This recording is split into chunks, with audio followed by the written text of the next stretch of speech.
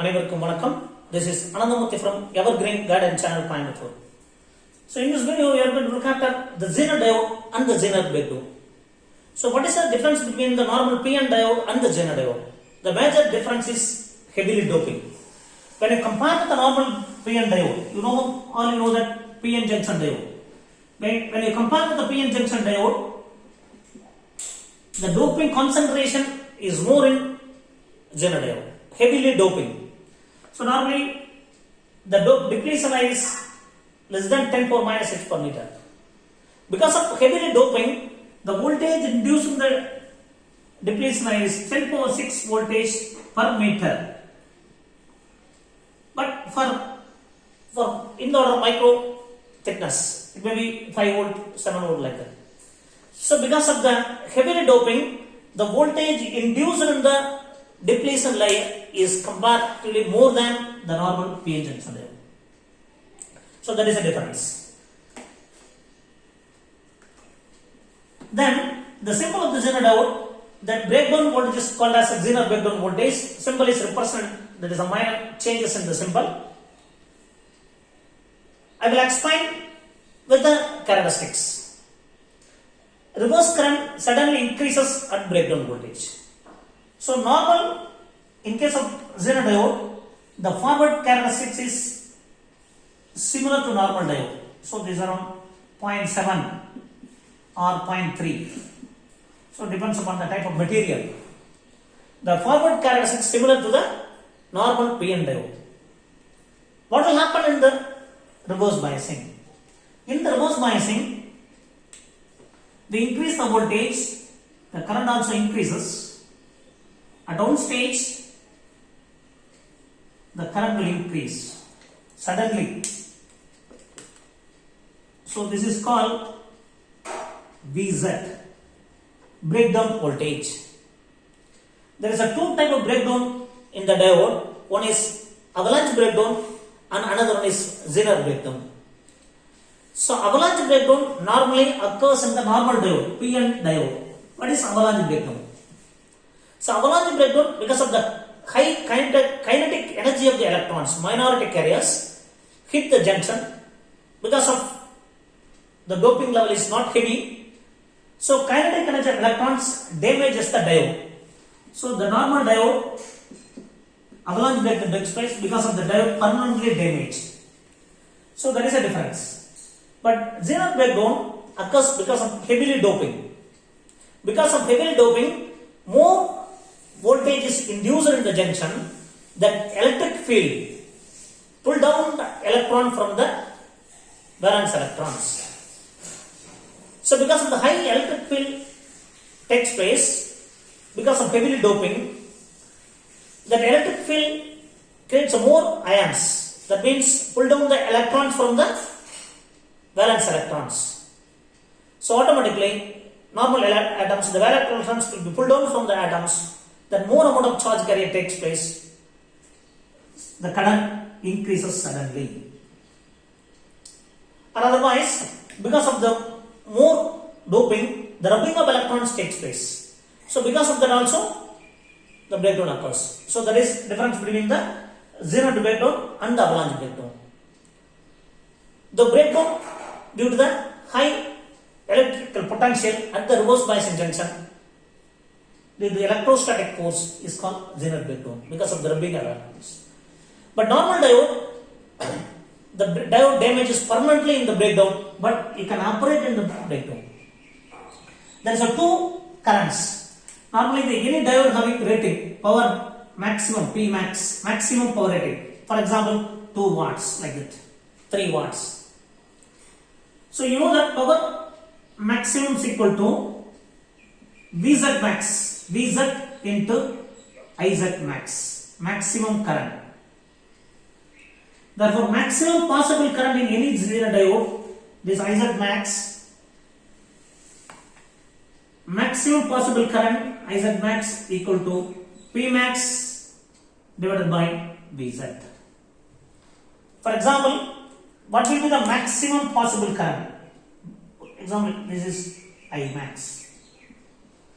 IZ max, maximum reverse current.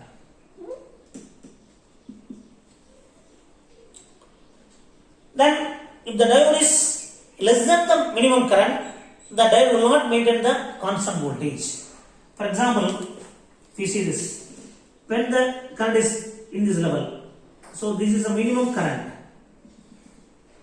So this is IZ minimum, this is one is maximum, this is IZ minimum. Therefore, three ratings are required in Zener diode: P max, IZ max, IZ minimum. IZ minimum is the minimum current required to maintain the constant voltage. So IZ maximum is the maximum possible current in the diode. Beyond that, the diode permanently damaged. So that is the difference between the avalanche breakdown and the Zener breakdown. In case of normal diode, once after the breakdown occurs, it is permanently damaged. But here, you can operate in this region. You can operate in this region. Now, what is the Zener resistance? For example, so there is a small change in voltage. This is a change in current, del I. This is change in voltage. Zener resistance is defined as change in. Zener resistance equal to change in voltage divided by change in current. So there is a Zener resistance.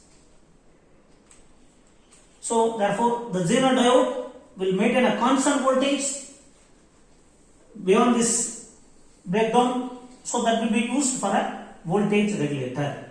That is used as a voltage regulator. So there is Zener voltage VZ used as a voltage regulator. So one resistance, power supply, it is an unregulated power supply.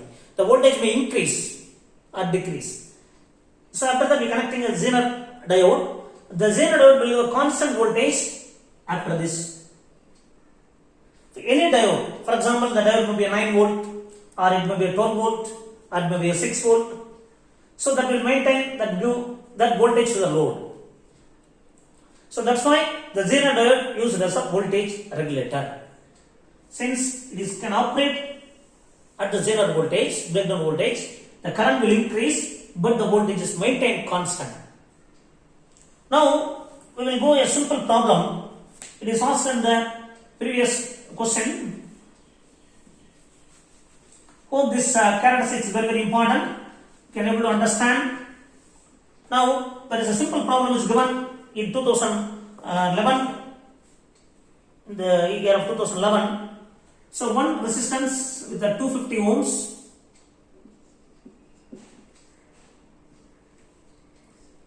Zener diode,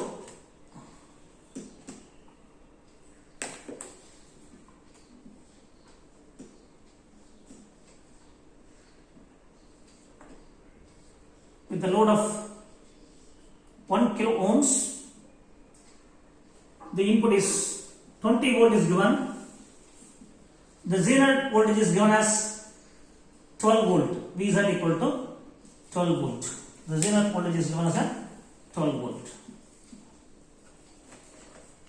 Now the question asked is, what will be the current? What will be the current? It is a VZ. Now the input voltage is the question, what is the current I?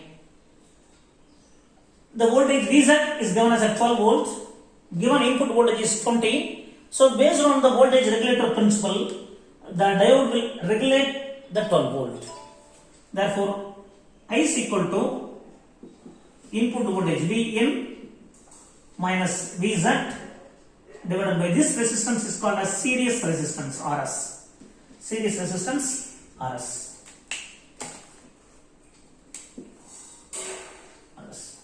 Divided by Rs. So Vn minus Vz divided by Rs, it is a Ohm's law.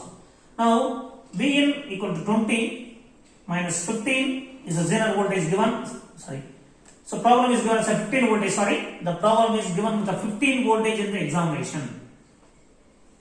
15 voltage in the examination. So 20 minus 15 divided by 250. That means 5 divided by 250. So 1 by 50. 0.02. That is equal to 20 milliamps. 20 milliamps. 1 by 50. 20 milliamps. The answer is 20 milliamps. So this only asks, but you can also solve what will be the Zener current. All those things you are able to find. I will also do an example for this. So this is a 15 volt 1K. So therefore this load current is IL. So IL equal to 15 divided by 1000. 15 divided by 1000. So this approximately you can able to find 15 divided by 1000. You can able to find that is a 15 divided by 1000.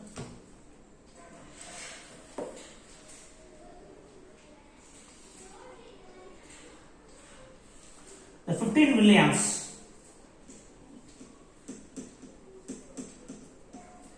15 milliamps.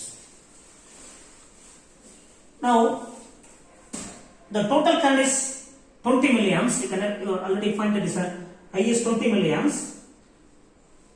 The load current is 15 milliamps. Therefore, as per the Kirchhoff's rule, I is equal to, this is a Zener current, this is a load current.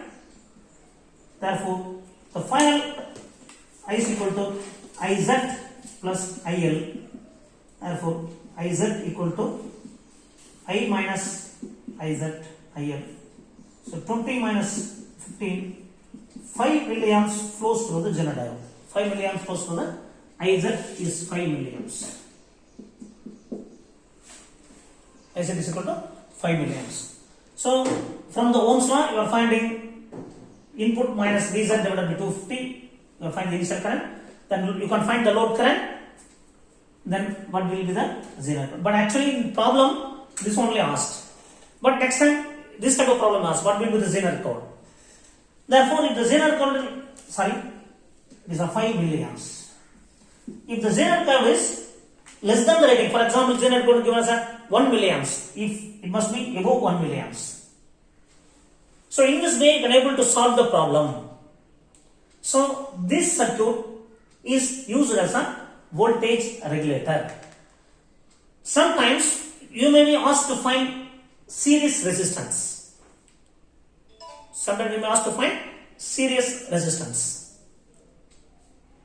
Or you can ask to find the current in this problem. Or you can ask to find the Zener current. Or you may ask to find the load current. So these are all the possibilities of questions to ask. So with this simple example, you can practice more. Not only the same type of problem, you can practice other views. So definitely this type of problematic approach, MCQ approach, will help you for your NEET examination, further examinations. So thank you. We will meet in another subject with another video.